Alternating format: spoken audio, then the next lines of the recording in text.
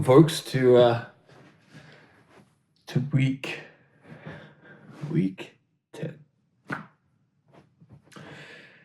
Yes, we are already at week 10. It's going by so bloody quickly. I sometimes feel like, have I done enough for this week? What else can we do? Because it's going so quick, and I'm fighting my own self to just, trying to get everything done.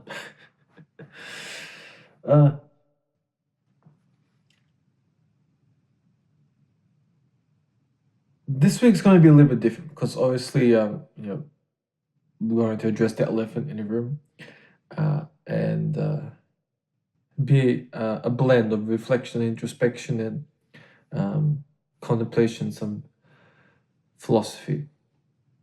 That's because I would like to give a big thank you to you all out there for helping this channel grow to 100,000 subscribers. It's a big milestone for me, and it feels a bit overwhelming. Actually, quite overwhelming to know that there's 100,000 people out there that at some point have really liked what I have been able to share with you, and have been willing to hit that subscribe button and to be part of what I'm sharing with you, and that really means a lot. Yeah, I still haven't processed it yet. It still really hasn't sunk in.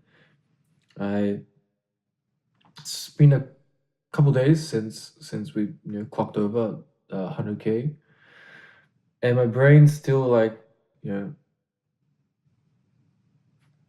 I keep having to sort of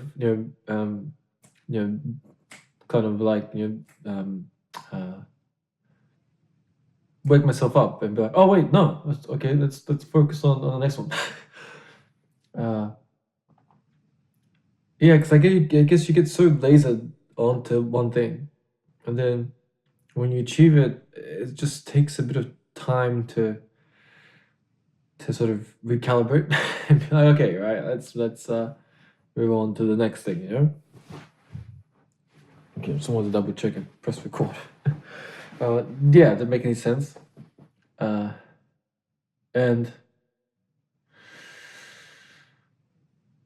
yeah, man, it's because when you're doing something like this, it's very small reward in the beginning, and it's a lot of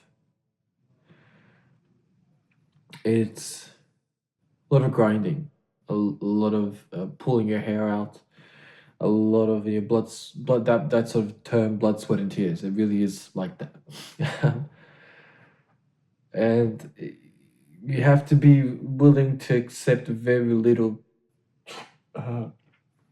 success and positivity and joy and all that for a very long time. And you have to be okay with the small little achievements throughout the day, throughout the week, and you have to be okay with not getting the recognition you feel you might deserve for a very long time, and you have to find in yourself ways to stay focused and to continuously push yourself. I remember when I started, oh Jesus, it's almost been close to a decade now since I've sort of been in this process of developing this, what you see now. And in the beginning, it was, I want to be able to do this. I want to be I was quite monetary. It was quite the nice car, the house, and travel the world, and all this. And then as I started, I was 10 years younger, thereabouts. And as I started progressing, that initial motivation, it just didn't last. It couldn't just it wasn't something that could sustain the process. It was the initial inspiration, and because I was quite young, and what it turned into was a great love for all of this, and the continuous progression forward, and to keep pushing ourselves forward. And a big part of that is just I really love everything around it, from photography to videography, to the audio, the mixing, and the quality of the audio, to DJ mixing, to recording, to the creation of music. For me, it's all aspects of art, and the visual aspect of art. I just fell in love with all the different areas, and as you can see, as we progressed, particularly into this YouTube channel, some of the earlier practice takes, it was really just me grabbing the phone. Oh, let's do this. No more. We gotta start. It's where it is. Let's go. And you see that some of them are a little more grainy. I look at some of the guitar solos that I did at the start, and I look at them. I'm like, oh boy, maybe we should re-upload that. And I really think we need to fix that. And I'm slowly doing that. Okay, maybe we need it because it's too dark, or not enough light. You can't really see it. And I remember actually doing it, and I was like, it looks good. But it's that process. Figuring out how to bloody use a video editing software. What exposure means. The brightness of things. Okay, how do you actually export the video, the resolutions? How do you make a vertical video? Man, when I think, I just try not to think about too much, because it's just an absolutely mind-numbing amount of things that you have to figure out. But it's all just part of it, and again, it comes down to an enjoyment of it. Figuring out how to get better recordings, how to get a clearer picture, how to make it more natural. And what's really helped is applying the lessons I've learned in music into the videography side, into filming, and be like, okay, let's go more natural, let's go minimalistic. You don't need to add a bunch of stuff onto it. The better the quality of the source that you're recording, the less you need to do with it post. Focus on the quality of what you're talking about, and then everything else is a bonus. Does that make sense? So I mean, it's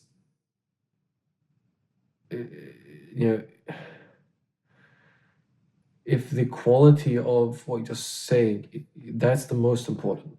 The quality of the music, the quality of the mixing, the practice takes that you do, focus on that, and then the quality of the recording stuff, it can improve as we go. The equipment improves, but you need to just start from some point. And it's funny, no matter what point you start, you'll think like it's the best thing ever, and it's probably not. Then you have to do a lot of videos to figure out, okay, that's good, what that works. Okay, you fix that. That's really key, and that's always my focus, is making sure that that's front and center. Because I'm a musician. I'm an artist. I'm a music creator. I I wasn't a videographer. I wasn't a film expert. It took a lot of time to figure out how to record, how to direct, how to get the best video quality with what you have. Yeah, but it's just a process. It's just a process, and I'm sure that you've seen many of these videos. And I look back and I think, oh, wow, boy. uh, but at the same time, I know that there's a lot of work ahead of us. And the past few days, since we clocked over, has been some of the busiest. Because there's a lot more that I have to share with you, a lot more that I want to share with you and create and explore. But I guess it's all starting to happen very quick, and it feels a bit overwhelming. Because you spend, like I mentioned, you spend a long time with very little, quote unquote, show for. And then all of a sudden, things just start coming in, and like the floodgates open, and the gates open, and it all just starts pouring in, and before you know it, you're in the middle of it, right? Yeah. But at the same time, I feel that I'm ready. And I look at where we are with the project now, Project Viminacium. We're at the best point that it's ever been at. I just did the best practice takes I've done thus far, and it's very, very close to how it's been sounding throughout the week. It's the closest representation I can give you, and transparent representation I can give you of how we're progressing. I'm really proud of that. Particularly, Lucid Dreams, the piano vocal cover for that. That was just meant to be just a guide, and it turned into this beautiful take of Lucid Dreams, to the point where I'm really considering adding it into the repertoire, and learning the piano, because we've just excelled at the piano the past month, that I'm feeling confident that we can add it in. And that's a big difference compared to where we were, where I felt like my brain was about to explode. But again, it's really to the point where you just need to keep banging at it. We've spent 4 months just being absolutely brutal on that piano, and that's just this year. That's not including all the previous years. It's just this year that I'm sharing with you when we started, and you can see the process, and I've shared with you sort of that process, but that's just been a small portion of it. And what you're seeing is years and years of building up to that. And I guess it just comes all of a sudden, and you just jump onto that wave, and you hold on. And I think it's also been a great mental sort of switch and being like, okay, like we actually we can actually do this. Like we're pushing through.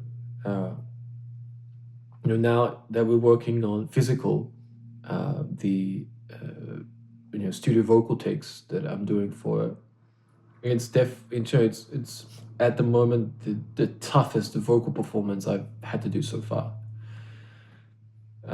And we'll get it. I feel confident that we can get it, but it's a really we're pushing ourselves to to to do it because it's such a massive song. It's basically a 3.5 minute ballad. But at the same time, we're making good strides and we're pushing forward. Lucid Dreams today, the Without Me, Bother, all great progressions forward. And the piano takes this for week 10, and the drums. So it's been a big month, a big week 10, week 8, week 9 and week 10 have really been big staples. That's new. Sort of developments, and big crossroads that we had to make sure we go that way, instead of backwards. And I just I mean, and then it's been boy, we've I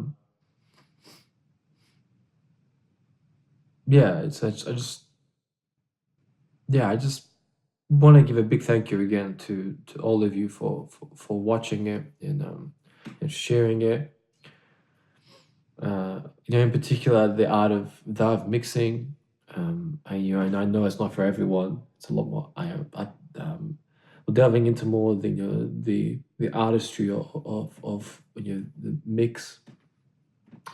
And that it's not perhaps as popular as Rave Till I Die and stuff like that, but we're seeing and what basically I'm saying is that it's I know a lot of the shorts, it's getting great views on what I have to share with you, and it's great to see that it's adding some value to you guys.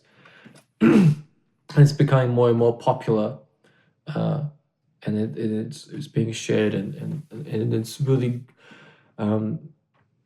I'm really glad that I'm able to share some my perspectives and point of view on things, and I hope that through those shorts and videos for the art of mixing, it really fundamentally gives you just a different perspective on things to think about, and I hope that encourages you to improve an aspect of your mixing that you might have not thought about.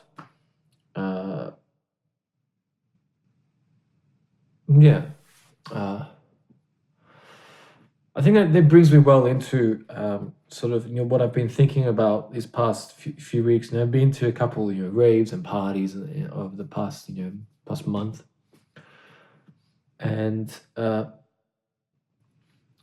think that it's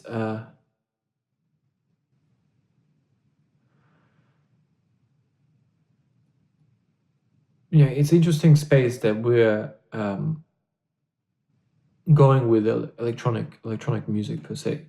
One of the great things that I love about electronic music is that for most, really the person who creates the music is the person that's presenting the show, right? It's not, for example, like in pop music or something like that. We have like 20, 30 people working on something, right? And then there's somehow the artist, right? So that's one of the great things I love about electronic music, is that in most cases, not always, but for most cases, it's a lot more genuine what's being presented. But uh, you know, one of the things that I want to be an advocate for is really having transparency in what's being presented in the world of art and music and in entertainment. Uh, there's I feel a lot of blurriness, you and I was at an event the other day with some friends, and they asked me how we're going and stuff like that, and I said we're just about to clock over 100K, and brought up an interesting discussion of oh wow, congratulations, you've really developed it on your own, like you have creative freedom to really you know you've developed something that's your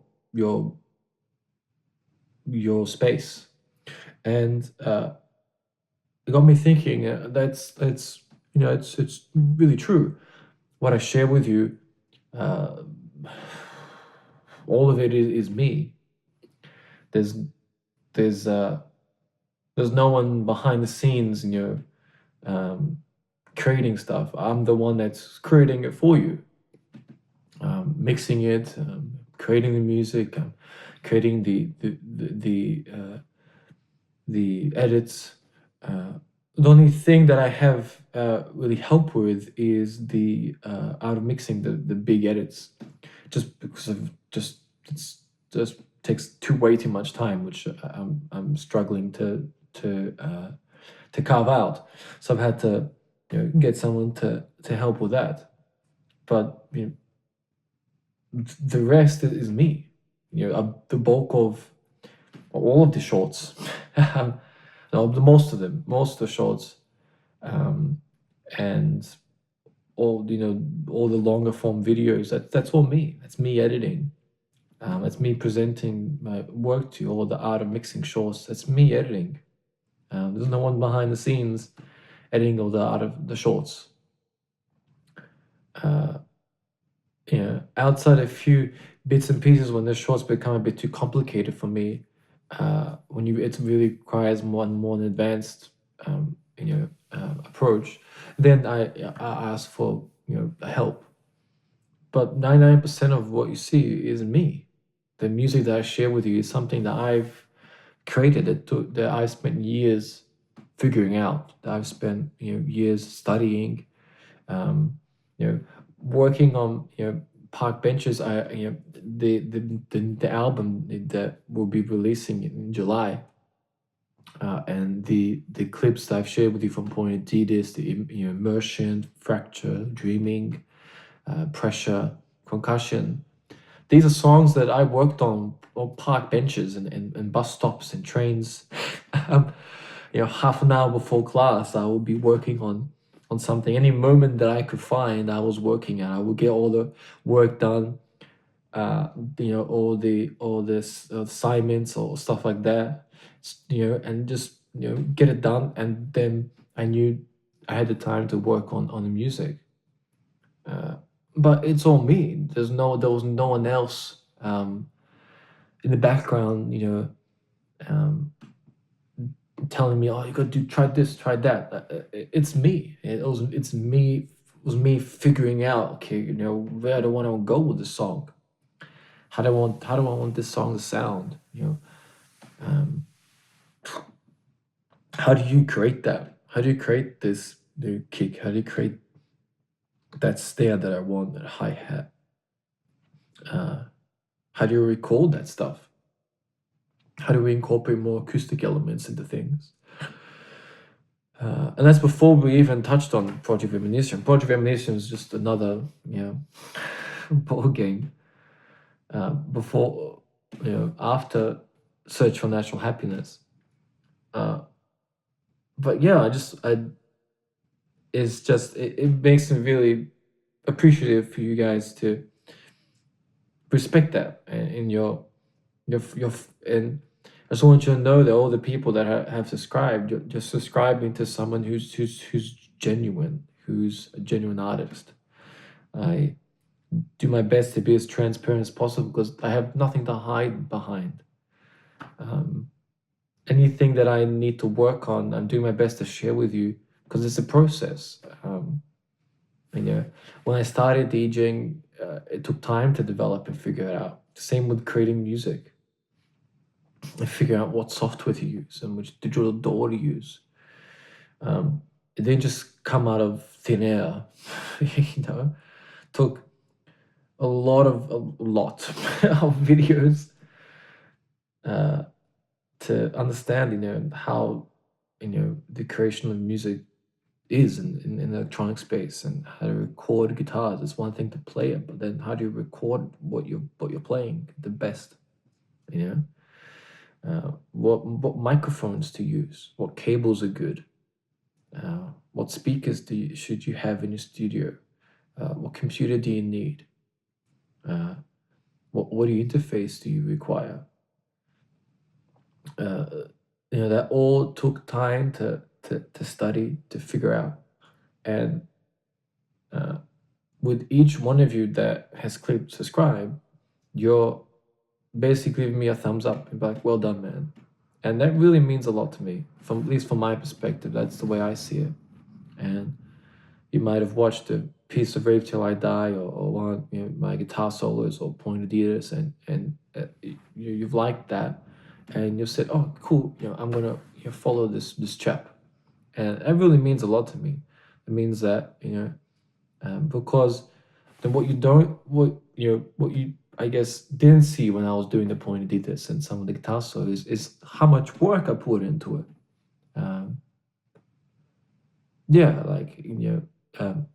How much hard work goes into it. How much you have to dedicate yourself to creating art. It's one thing to create a product, but it's another thing to create art. I think that most of us,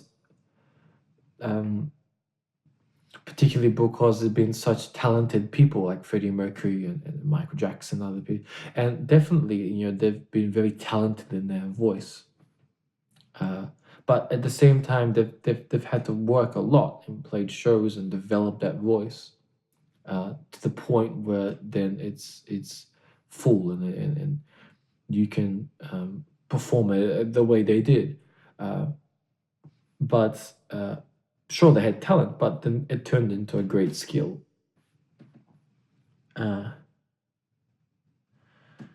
But again, they're creating they created great art from that, and I think that now they're moving into a very weird space because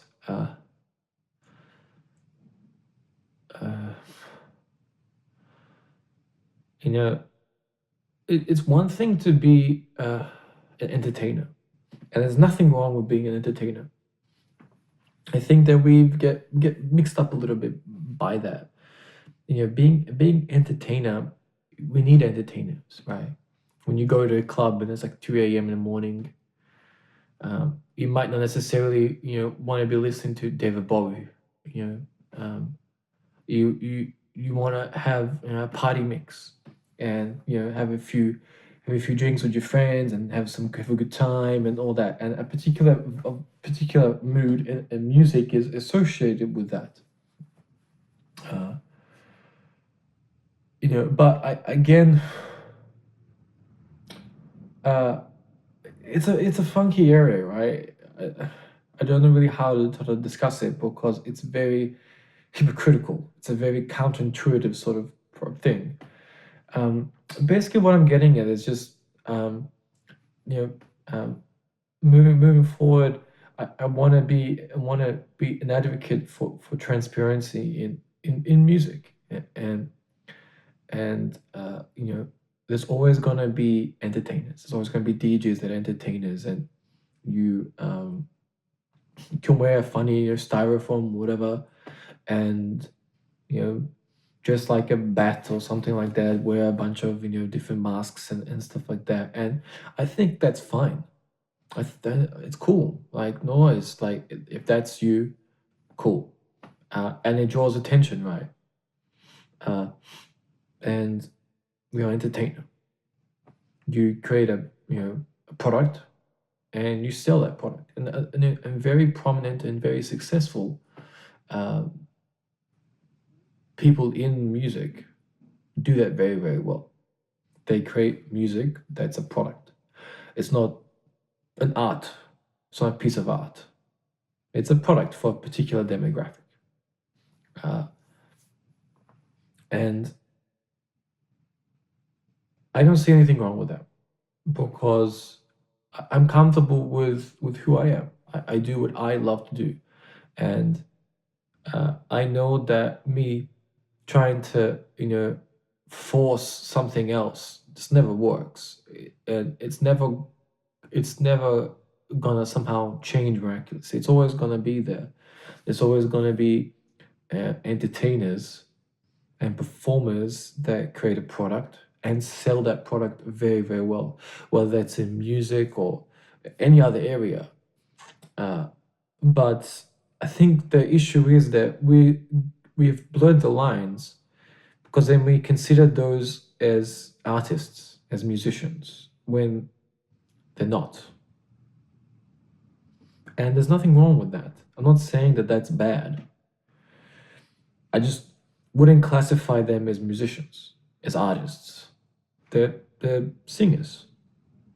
They're performers, entertainers. And there's nothing wrong with that, because part of what I am has to be an entertainer. When you're up on that stage, you have to be an entertainer. You have to be a performer. You're presenting but then you're presenting an art form in that performance, in that entertainment. If that makes sense. I think that's where it gets blurry. Like with Prince, for example, he was a musician, but a great performer, great entertainer, right? Michael Jackson, for example, I would consider more an entertainer, more a performer, right? As a great vocalist, a great singer. Is he a musician? It's a difficult thing to decide. Yes, because it's a vocal, right? He's using his voice. And yes, technically he didn't play like instruments, like you would typically consider a musician to play an instrument. But he's a vocalist, right? And we regard the voice, the vocals, and the amount of time that I've spent, working on the voice, I would definitely consider it a musical instrument, because it's not something you just, for most people, it takes time, like the guitar, like the piano, like the DJ. It's a musical instrument. And that's where the sort of line gets blurry, because he didn't play instruments, right? But he performed a vocalization, and had a beautiful voice. But then you have someone like Prince, who played all instrumentation, right? The majority, and particularly guitar at a very high level, vocally at a very high level. And he was more regarded as a musician, but a great entertainer as well. And that's where the line gets blurry, because then you have, say, Michael Jackson, but he didn't really create the music. He created some of it, but a lot of the powerhouse was done by Quincy Jones. But then you have someone like Prince, who really was the advocate for independence in music, and created his own music. And both are okay with me, right? I am a person who resonates more with what Prince, the way Prince thinks about music. Having your independence in music, your own creative freedom in your music, to play all the instrumentation, to have your own creative direction and drive. Those things really resonate with me.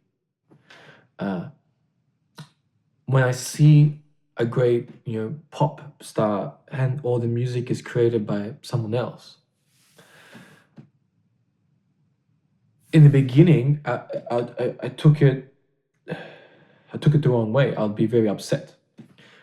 But I think a big part of that was that it was just my insecurity and just my not being confident in who I am. But now, 10 years later, I don't feel that. I am comfortable with where things are, particularly the music industry. That stuff is never going to change. And the big part of you sort of trying to, talk crap about it just makes you look petty and jealous, right? And you don't want that. I think a good example of this would be, the push for, the hard style now, the raw style, whatever you want to call it, right?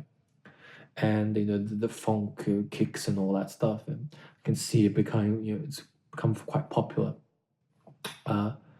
And that's okay with me, right?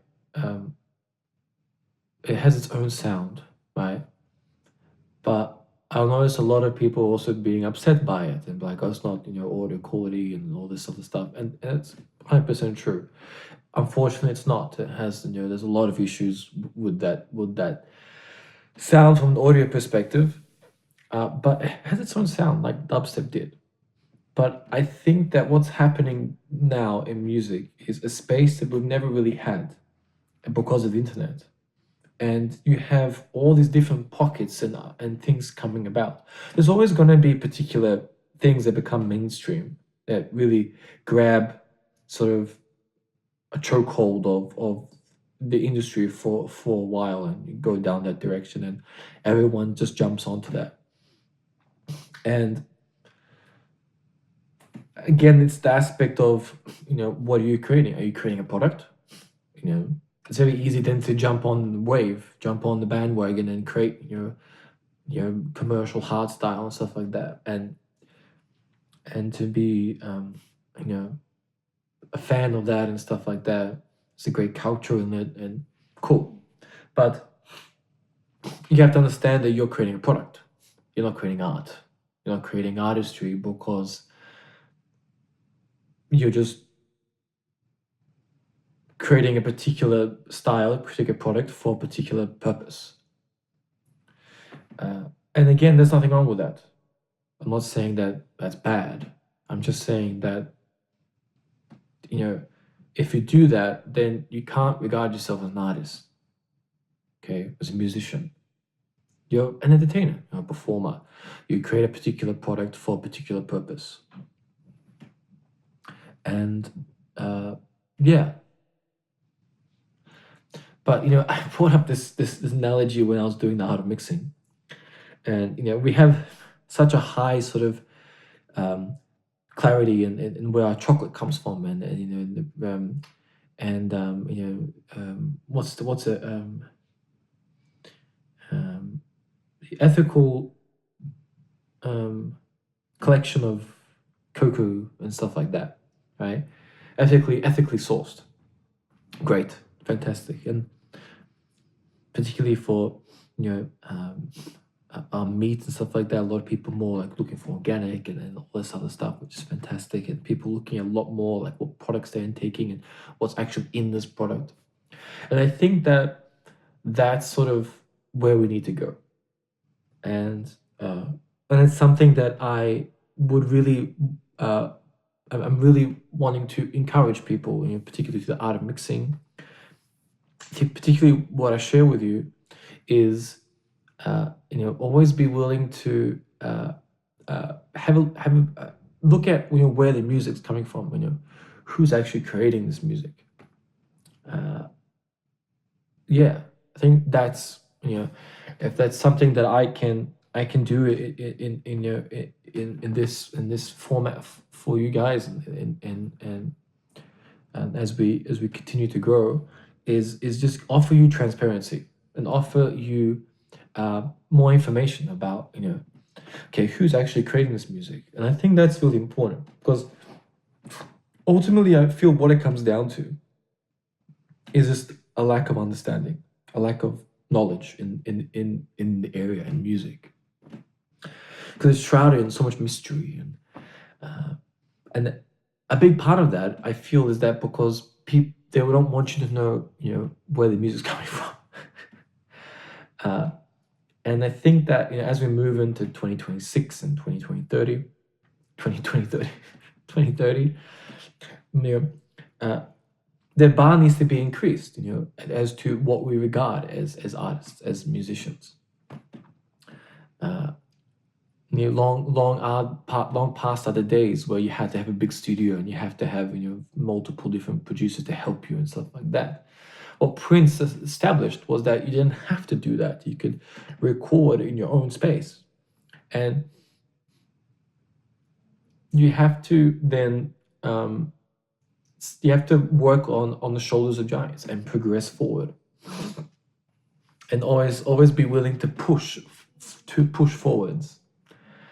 And now as we move into, near the end of the 2020s, I hope that we can, as artists, as creators, really offer more transparency into, okay, where is music coming from? Who's creating the work?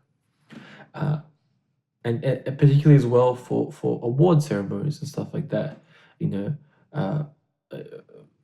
how is this person an artist when you have 30 people working on the album? Who are these 30 people? If it's one solo artist, okay, perhaps there needs to be a mark of percentage saying, okay, they need to at least have contributed 50% to the composition of the work, right? Or 80% of the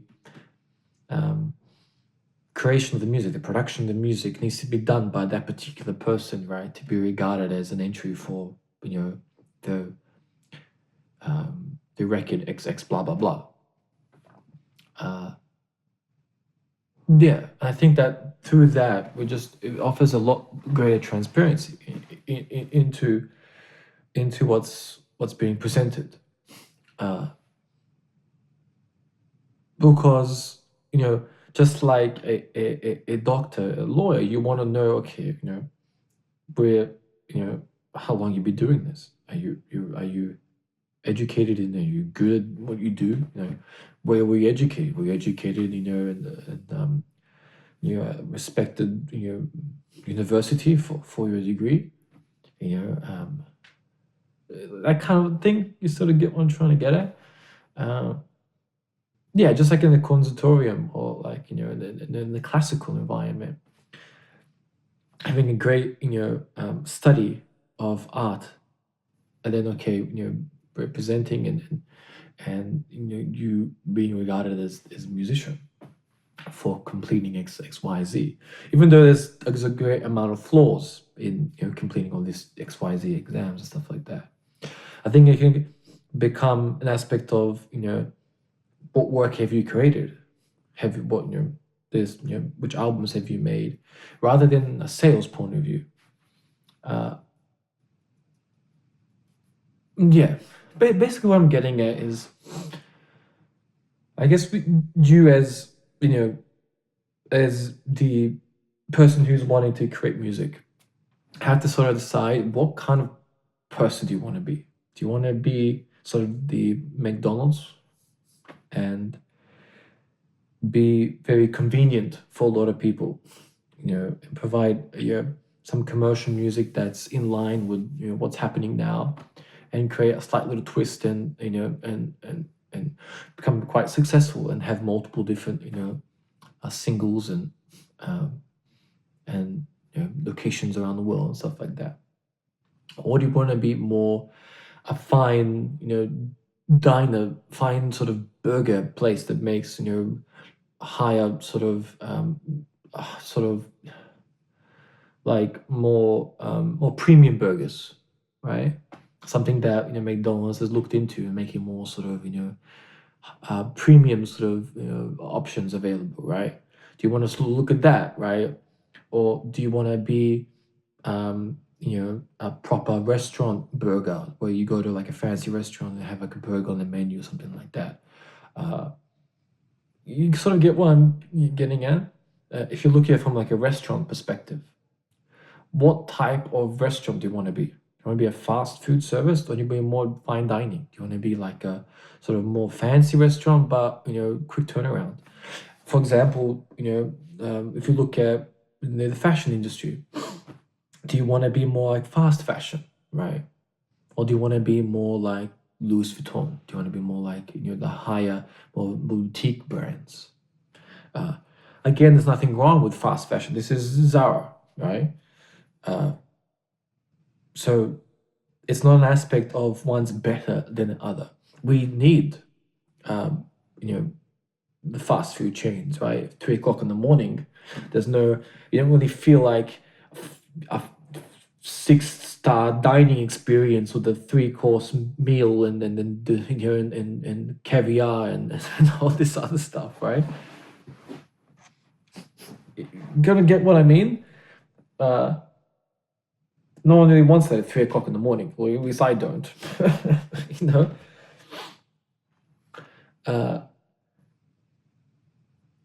Yeah, I mean, it's something like this.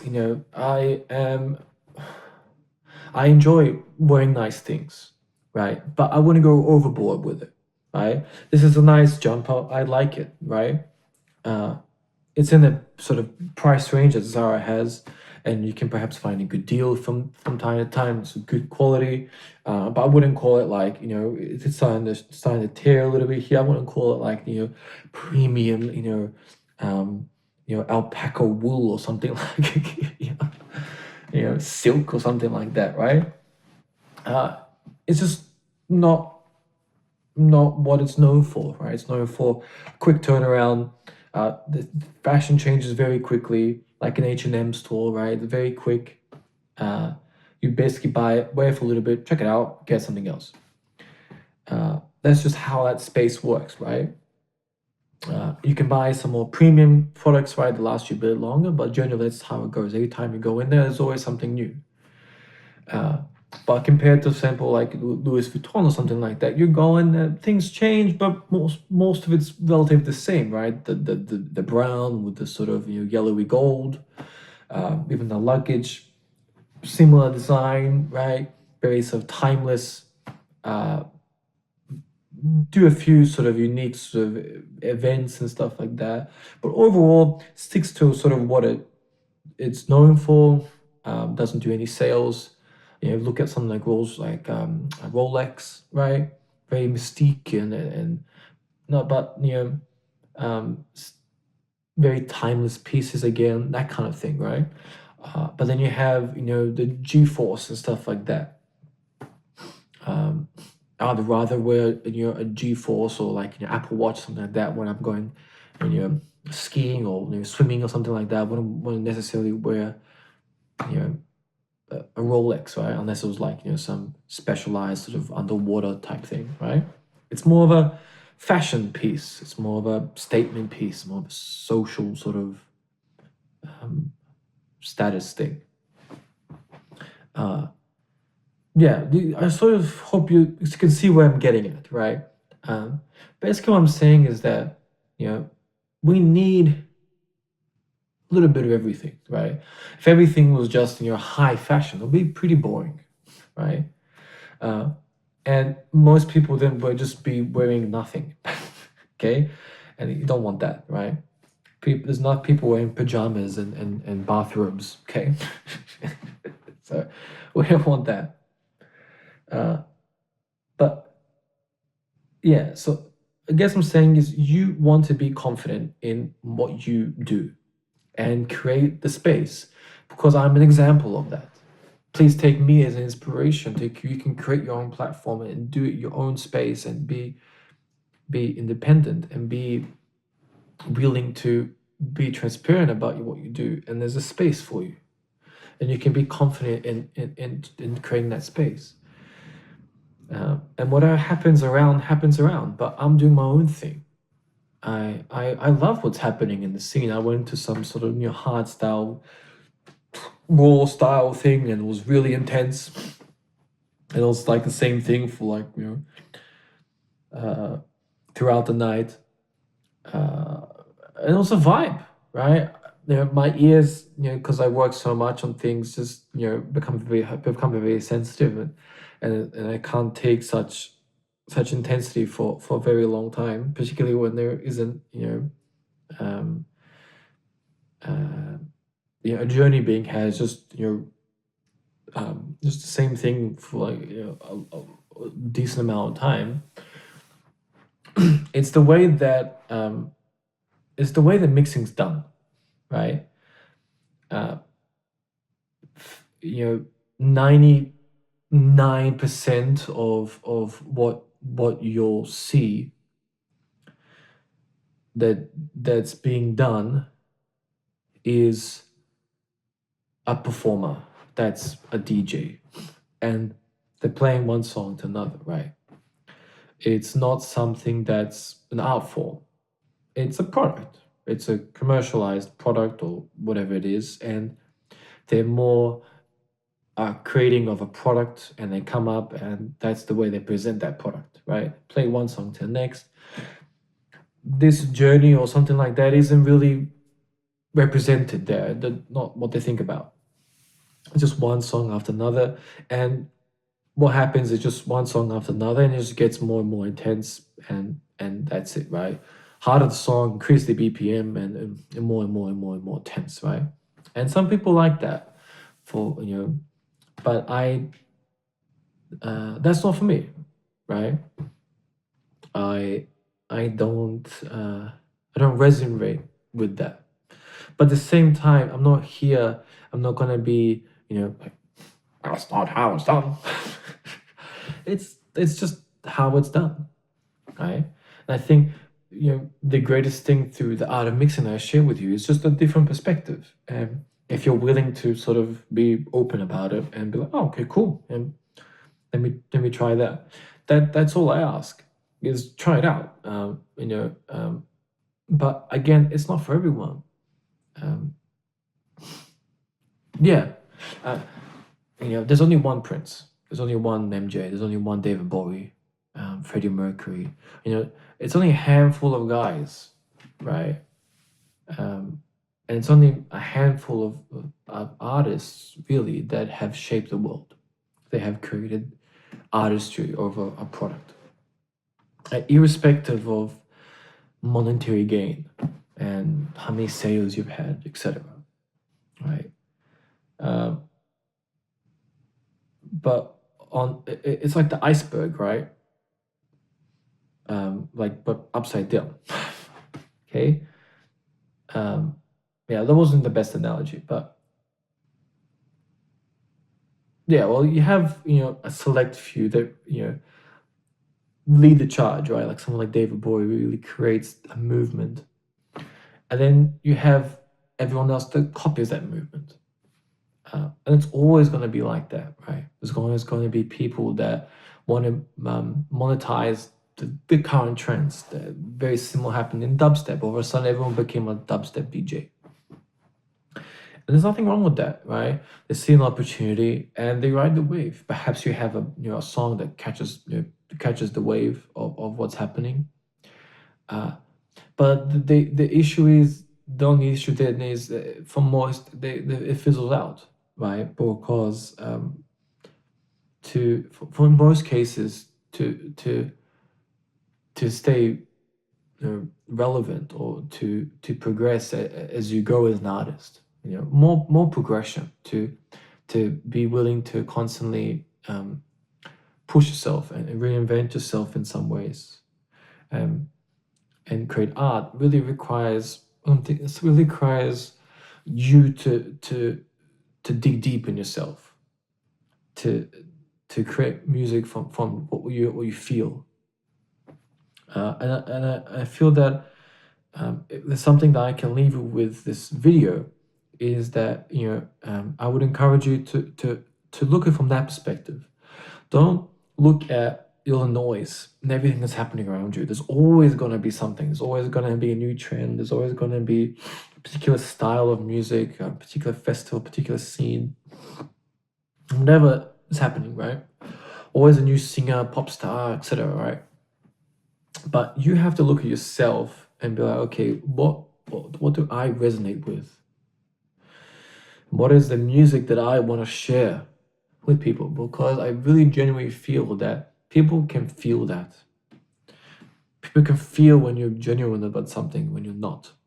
And I think if more people can really just think from that perspective, and if you're able to just, share the music that you feel a great love for and you feel something from,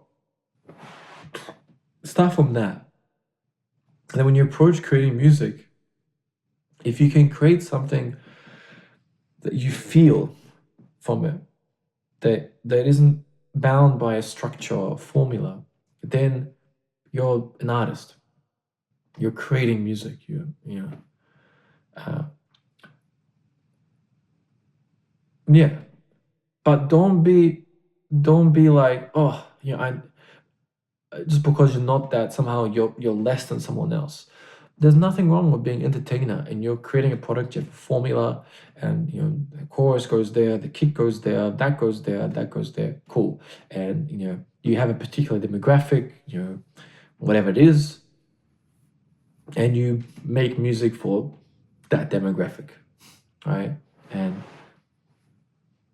yeah, and that's what works for you, and you can be very successful with that demographic, right? And yeah, and if you become quite successful, you can probably have people write about you and call you the genius of a century or something like that, and all this other stuff. But you then,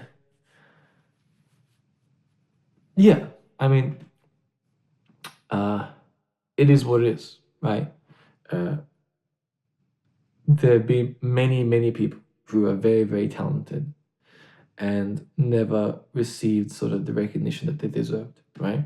Or should be regarded a lot more than other people. And whatever the case is, it is what it is, right? I'm not going to be here and sort of tell you that I know the secret to the universe. But there is, unfortunately, a great element of hard work and grinding in music. And it ain't just about how talented you are. It really is an element of skill and how hard you're willing to work for what you believe in. There've been many people who are very, very talented, but you'll never hear of them. There are people who they create a product, very successful at that product, and you probably know their name. If I give you, 20 different examples, you'll know them. If I list some people that I really admire, that probably aren't as known, doesn't devalue who they are, right? It's because someone has 100 million listeners doesn't mean that person who has 10 listeners is somehow less than that person. No, it's just they've either created a very unique and centralized product for demographic and know the demographic very well, and it works very well. Or they're an artist who has worked their ass off and created a community. Yeah, I would a great example. This would be I would feel people like Slipknot or something like that. There's a great community, and for the most part, without a few bumps in the roads or some commercial ideas here and there, they've really stuck to creating art, right?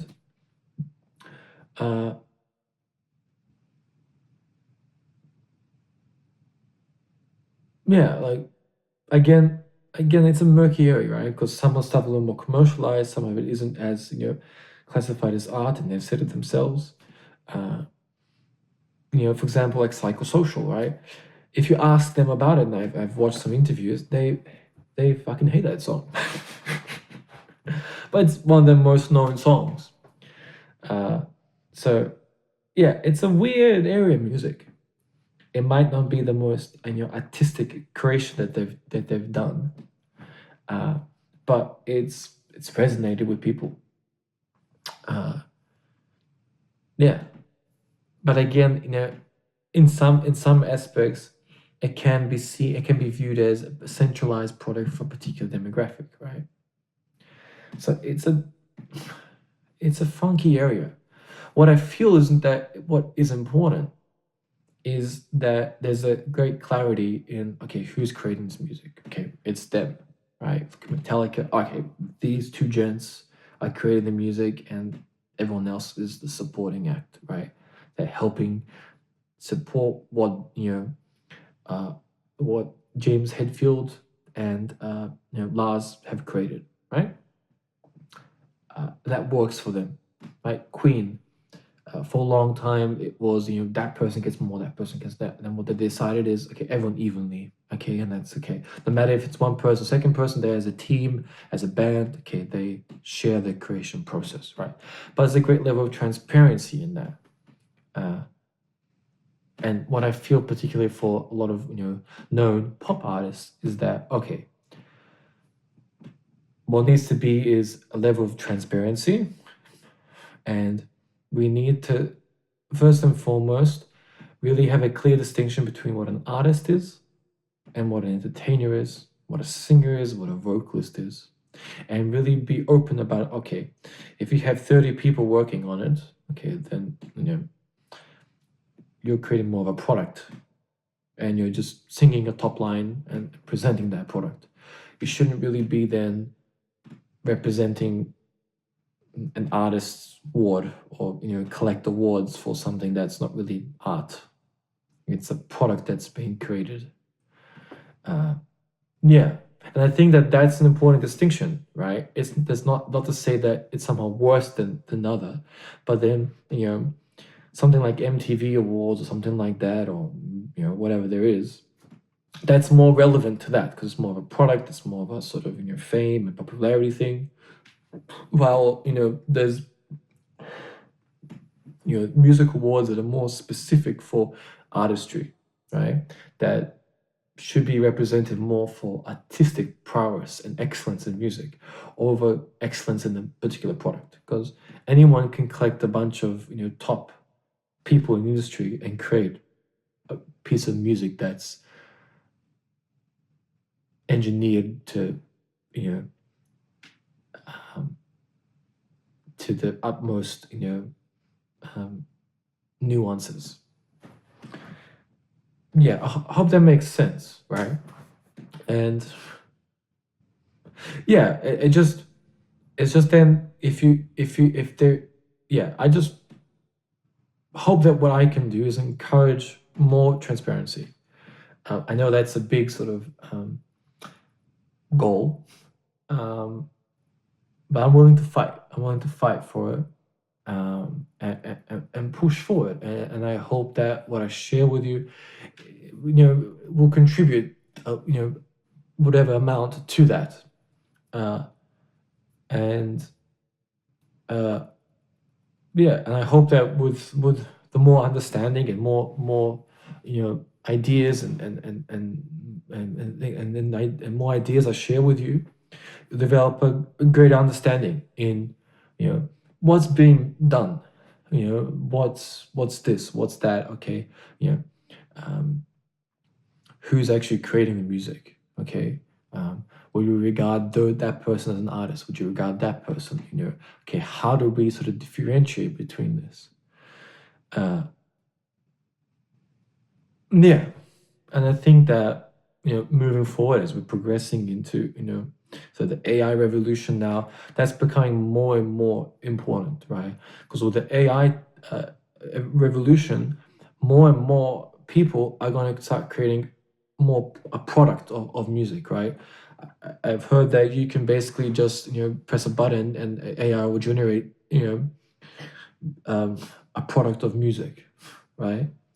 And then it gets to a point, do we regard that as an artist? I mean, if you have, like I mentioned, all these people making it for you, and then you regard yourself as an artist, what's then the difference if you just press a button, AI generates a piece of music, you um, then sing a bunch of words, and then there you go. right? Are you an artist or are you more of a vocalist? Are you a singer, right? And there's nothing wrong with being a singer, but then are you an artist? Yeah? Are you more a lyricist if you've written the words? Have you written the words? Yeah. If you've written the words, then you're a lyricist and you're a singer that's sung on a piece of a product of music. And then you can, okay, like, this is what I have to share as a singer, right? Uh, yeah. Okay. Yeah. I think that's sort of, yeah, I just wanted to get that off my chest and share that with you. And going forward now, if you're sort of in that space of you're also sort of noticing that, just be comfortable with who you are. Just be just confident in what you do and create your own space and do you, right?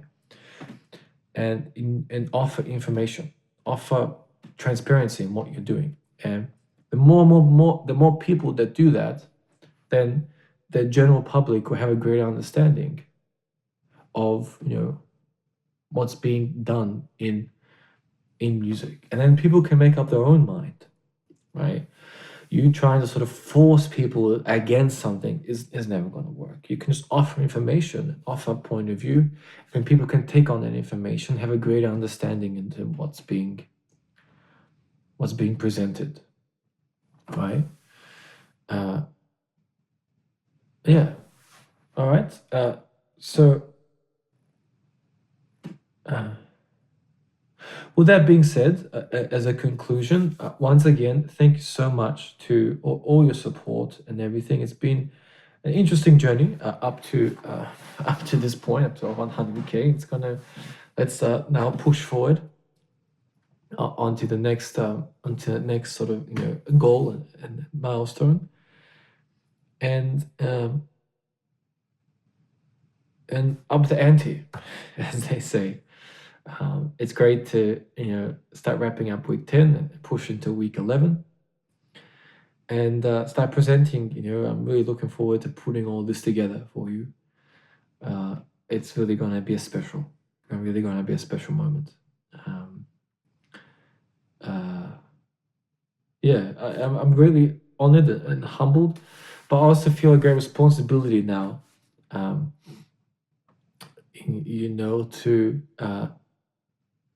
to push forward and to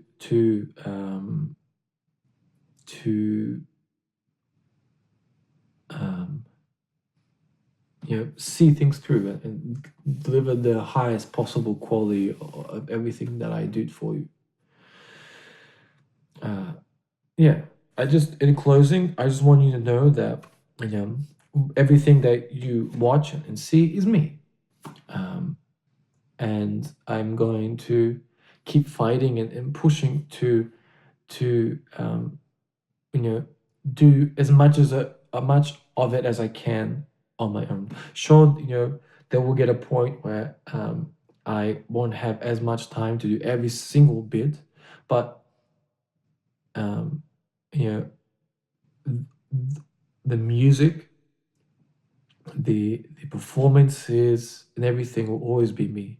Perhaps the visuals, that I create for Rave Tie Die and stuff like that might not be 100% my work. Might be more the forming the idea of what I want to do, have someone else create that, right? For example, the album cover for the album, I came up with a rough sketch, but my ability as a sketch artist, as a painter, as a graphic designer, isn't at the level that it needs to be to create that finalized product. So I created the rough guideline and sketch and ideas of everything I wanted, video recorded that, and explaining exactly what this is, what that is, and created that a good sketch of what I wanted. And then I looked at finding someone that shared the same passion and quality of work. And I said, can you create this for me? Are you able to, I want, try these colors, try this, let's do that. But again, it comes from the birth of my ideas and my direction and focus on what I want to do. But again, I wouldn't then call myself a graphic designer. You get what I mean? Like, I came up with the idea, but I'm not, I wouldn't start charging people for my, graphic designs. Anyway, it's a funky area, the music industry, I have to say. It's a weird one. It's a weird one. It's just a mesh of everything all together. Yeah. It's a funny one. Still trying to wrap my head around it. It's a very unique space. It's a very unique space. Yeah. I mean, if you look at any other discipline, being a sprinter, being a swimmer, being a athlete of some sort, you have to be very, very, very good to win an award. But in music, it's a weird sort of counter thing. We don't really necessarily have to be like exceptional, but if you create the right product and you have the right people around you, you can go very, very far, which is scary, but just the way the world works. And you have to be okay with that and create your own path and create your own thing. And yeah, because it's yeah. All right. Yeah, let's wrap it up for that. So, week 10's been we're good. We still have a few takes left to share for week 10. Some interesting ideas for Bother. We're adding in some electric guitar with the acoustic. I'm looking at adding an additional piece to start putting into rotation for Viminacium. And just marching forward. Right, it's been a good development, and I think one of the key things is being for me outside of everything else has been the discipline when to say no. And okay, look, you have to do this, but okay, we're done enough today. I'll get it done tomorrow. And just really maintaining sort of my health there. I think that's been really, really important. But I'll touch on a little bit that as we move into week 11, because we'll see how we go. I don't want to. I'm testing some of my things out. See if I can uphold them for week 11. All right. So yeah, a little bit different today. Not as, I guess, as an introspection for how the week's been, more of a reflection on things, and I want to share with you some ideas and things that I've been thinking about. Yeah. All right. So thank you so much for joining me. Please enjoy the practice takes for week 10. Thank you all once again for 100,000 subscribers. Incredible. You are incredible. All right. Much love to you all. Thanks so much for joining me, for listening, for being part of this journey. Yeah. It really means a lot. Yeah. All right. Thank you so much again, guys. And I'll catch you all very, very soon. All right. Okay. See you then.